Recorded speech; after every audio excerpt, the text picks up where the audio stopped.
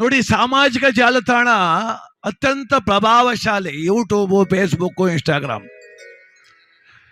ಈ ಸಾಮಾಜಿಕ ಜಾಲತಾಣವನ್ನ ಪ್ರಬಲವಾಗಿ ಬಳಸ್ಕೊಂಡು ನಮ್ಮ ಗಿಲ್ಲಿ ಡೆಲ್ಲಿ ತನಕ ಮುಟ್ಬಿಟ್ರು. ಅದೇ ಬಹಳ ಜನ ಅದೇ ಸಾಮಾಜಿಕ ಜಾಲತಾಣದಲ್ಲಿ ರಮ್ಮಿ ಆಡ್ಬಿಟ್ಟು ಗಲ್ಲಿಲ್ ಬಿದ್ದವ್ರು. ಇವತ್ತು ಹುಷಾರಾಗಿರ್ಬೇಕು. ಎಲ್ಲಿಗೆ ಬೇಕಾದ್ರೆ ಕರ್ಕೊಯ್ತದೆ, ಎಲ್ಲಿಗೆ ಬೇಕಾದ್ರೆ ತಳ್ಳಿಬಿಡ್ತದೆ. ಇದು ಹುಷಾರಾಗಿರ್ಬೇಕು. ಬಹಳ ಜನ ಕಾಮೆಂಟ್ ನೋಡಿದೆ, ಪಾಪ ಗಿಲ್ಲಿಯವ್ರಿಗೆ ಒಂದಷ್ಟು ಸನ್ಮಾನ ಮಾಡ್ತಾವ್ರೆ, ಯಾರೋ ಕರೆದು ಸನ್ಮಾನಿಸ್ತವ್ರೆ, ಪ್ರಶಂಸೆ ವ್ಯಕ್ತಪಡಿಸ್ತಾರೆ. ಇನ್ನು ಕೆಲವರು ಏನು ಮಾಡ್ಬಿಟ್ಟವನವನು, ದೇಶ ಉದ್ಧಾರ ಮಾಡ್ಬಿಟ್ಟವನ, ಆ ದೇಶ ಗೆದ್ದು. ಅರೇ, ಯೋಚನೆ ಮಾಡಿ. ಬದುಕಲ್ಲಿ ಎಲ್ಲವೂ ಒಂದೊಂದು ಆಯಾಮ, ಎಲ್ಲವೂ ಒಂದೊಂದು ಆಯಾಮ. ಆ ಆಯಾಮದಲ್ಲಿ ಮನರಂಜನೆ ಕೂಡ ಒಂದು ಆಯಾಮ ರೀ. ಎಲ್ಲೋ ಕುಳಿತುಕೊಂಡು ಬಿಗ್ ಬಾಸ್ ಒಂದು ಇರ್ಬೋದು, ಬಿಗ್ ಬಾಸ್ ಒಳಗೆ ಕೂತ್ಕೊಂಡು ಲಕ್ಷಾಂತರ ಜನ ಮನಸ್ಸು ರಂಜಿಸದ್ನಲ್ಲ ಹುಡುಗ, ಅದಕ್ಕಾದ್ರೆ ಸಂತೋಷ ಪಡ್ಬೇಕಾ? ಹೊಟ್ಟೆ ಕಿಚ್ಚ ಹಾಕೊಂಬಾರಯ, ಇಷ್ಟೊಂದು ಹೊಟ್ಟೆ ಕಿಚ್ಚ. ಚಿನ್ನ ಅವನಿಗೆ ಕೊಟ್ರ ಈಸ್ಕೊಂಡ್ರ, ಚಿನ್ನ ಅವನಿಗೆ ಕೊಟ್ರ ಈಸ್ಕೊಂಡ್ರ, ಇಲ್ಲ ಕೊಡ್ಲಿ ಇಲ್ಲ ಈಸ್ಕಲ್ಲಿ, ನಮ್ಗೇನು ಬತ್ ಭಾಗ್ಯ. ಕತ್ತೆಲ್ಲ ಹಾಕಿದ್ ನೋಡಿ ಸಂತೋಷ ಪಡಮ್ಮ, ಬಿಚ್ಕೊಂಡ್ರೆ ಅವ್ರ ಸಂತೋಷ, ಬಿಚ್ಕೊಂಡ್ರೆ ಇವ್ರ ಸಂತೋಷ.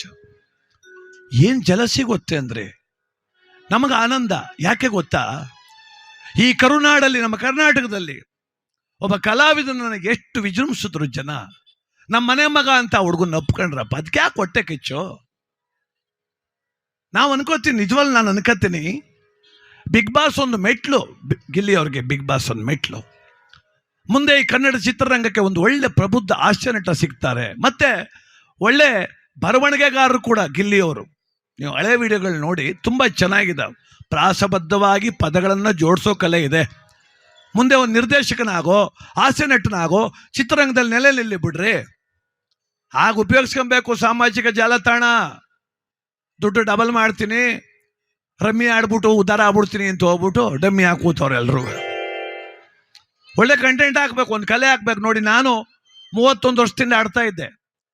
ಆದರೆ ಪುನೀತ್ ರಾಜ್ಕುಮಾರ್ ಅವ್ರು ತಿರ್ಕೊಂಡಾಗ ಆಡಿದ ಗೀತೆಯಿಂದ ಇಡೀ ಕರ್ನಾಟಕಕ್ಕೆ ನಾವು ಒಂದಷ್ಟು ಎಷ್ಟೋ ಪರಿಚಯ ಆದ್ವಿ. ಯಾಕೆ ಅವರಿಂದೇನು ಇವರಿಂದೇನು, ಅವನಿಲ್ದಾರ ಮೆಡಿಕಲ್ ಸ್ಟೋರ್ ಇಲ್ದಾರ ಆಗಲ್ವಾ, ಪೊಲೀಸ್ ಸ್ಟೇಷನ್ ಇಲ್ದಾರ ಆಗಲ್ವಾ, ಅವರಿಂದ ಯಾಕೆ ಇವೆಲ್ಲ ಯೋಚನೆ ಮಾಡ್ತೀವಿ? ಎಲ್ಲ ಸಮಾಜಕ್ಕೆ ಒಂದೊಂದು ಅಂಗಾರಿ. ಊಟ ಬೇಕು, ರಕ್ಷಣೆ ಬೇಕು, ಮನರಂಜನೆನೂ ಬೇಕಲ್ವಾ? ಸುಮ್ಮನೆ ಆಯ್ತಾನಪ್ಪ, ಸುಮ್ಮನೆ ಆಗ್ತದ? ನಗ್ಸೋದು ಸುಮ್ಮನೆ ಆಗ್ತದ? ಅಳಿಸೋಕ್ ಬೇಕಾದ್ರೆ ಜಗತ್ತನ್ನು ತುಂಬ ಅವ್ರಿ ಜನ ಪಕ್ಕದ ಮನೆ ಅಳಿಸ್ತಾರೆ. ನಗ್ಸಿರ್ಬೇಕೀಗ, ಆನಂದ ಕೊಡಿರ್ಬೇಕು. ಅದಕ್ಕೆ ದಯಮಾಡಿ ಏನು ಅವ್ರಿನ ದೇಶ ಉದ್ಧಾರ, ಇವ್ರಿನ ದೇಶ ಉದ್ಧಾರ ಬಿಡ್ಬಿಡ್ರಿ. ಈ ಹೊಟ್ಟೆ ಕಿಚ್ಚನ ಬುದ್ಧಿ ಬಿಡ್ರಿ. ಯಾರಂಗಂತ ಕಾಮೆಂಟ್ ಹಾಕವ್ರೆ, ಅವ್ರ ಮಗು ಒಂದು ಸಾಂಗ್ ಆಡ್ಬಿಟ್ಟು ಫೇಮಸ್ ಆಗ್ಬಿಟ್ರೆ ನನ್ನ ಮಗಳು ಅಂತ ಎದೆ ತಟ್ಟು ಕೆಳಕ್ಕೆ ಹೋಯ್ತಾರೆ ಎಲ್ಲರ ಕಡೆ. ಆಗ ನಿನ್ನ ಮಗಳೇನು ದೇಶ ಉದ್ಧಾರ ಮಾಡವಳ ಅಂದರೆ ನೋವಾಗಲ್ವಾ?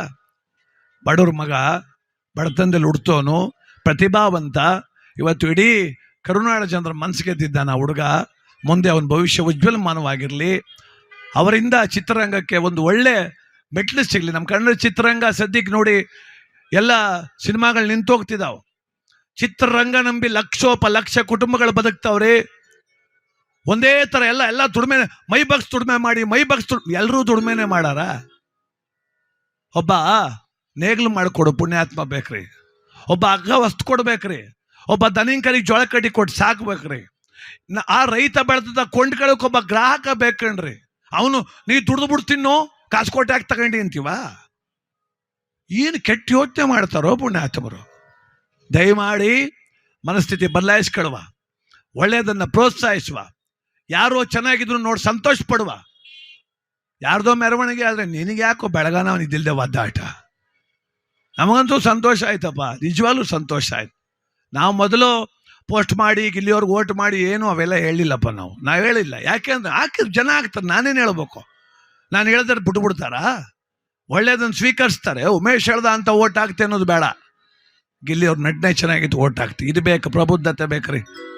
ಆದರೆ ತುಂಬ ನೋವಾದ್ದೇನೆಂದರೆ ಆ ಹುಡುಗ ಒಂದಷ್ಟೇನೋ ಖುಷಿ ಪಟ್ರೆ, ಒಂದಷ್ಟು ಹೂನಾರ ಹಾಕಿದ್ರೆ, ಒಬ್ಬ ಶಾಸಕರು ನಿಂತ್ಕೊಂಡ್ರೆ, ಒಬ್ಬ ಮುಖ್ಯಮಂತ್ರಿಗಳೇ ಕರೆದು ಪ್ರಶಂಸೆ ಮಾಡಿದ್ರು ಏನು ಸಂಕಟ ಪಡ್ತಾರೋ ಮಾರಾಯ. ದಯಮಾಡಿ ಬಂಧುಗಳೇ, ಸಂತೋಷದ ನೋಡಿ ಸಂತೋಷ ಪಡೋದನ್ನು ಕಲಿಯೋಣ. ಸಂಕಟ ನೋಡಿ ಸಂಕಟ ಪಡೆಯೋದು ಕಲಿಯೋಣ. ಸಂತೋಷ ನೋಡಿ ಸಂತೋಷ ಪಟ್ಟರೆ ಮನುಷ್ಯರಾಗ್ತೀವ್ರಿ. ಒಬ್ಬರು ಸಂತೋಷ ನೋಡಿ ಸಂಕಟ ಪಟ್ಟರೆ ರಾಕ್ಷಸರಾಗ್ತೀವ್ರಿ. ಮನಸ್ಥಿತಿ ಬದಲಾಯಿಸ್ಕೊಳ್ಳದೆ ಹೋದರೆ ಈ ಜಗತ್ತಲ್ಲಿ ಯಾರೂ ನಮ್ಮನ್ನು ಉದ್ಧಾರ ಮಾಡಲಿಕ್ಕೆ ಸಾಧ್ಯ ಇಲ್ಲ.